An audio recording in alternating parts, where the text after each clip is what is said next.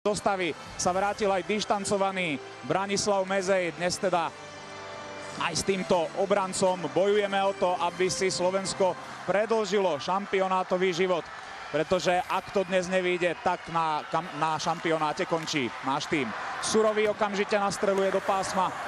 Podľa teoretických predpokladov nám americký herný štýl môže vyhovovať a vyhovuje hneď gól Branka Radivojeviča po 15 sekundách.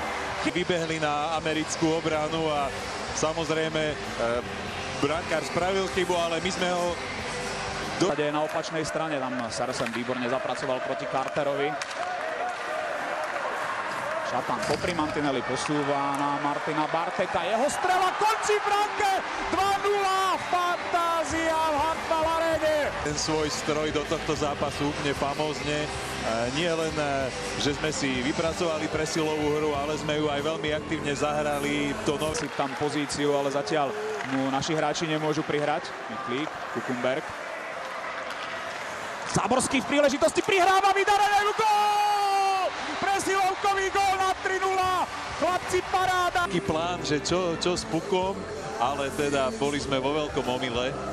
No, plán mali uspať Američanov, presvedčiť ich o tom, že tlak, tak ako to bolo pred prvou prestávkou, je to tu aj pred druhou. Kristo môže páliť. A je to gól v našej sieti. 1-3. Denny Kristo dostal až príliš veľa priestoru a prepálil. Rastaňo, puk míňa opustenú americkú bránku, škoda. Markovi by sme dopriali debutový gól na šampionáte, ešte Šatanová práca. A je to tam! Marko Daňo spečatil slovenský postup. Tí sa vedia zmieriť aj s prehrou a Američania prehrali tento zápas 1-4.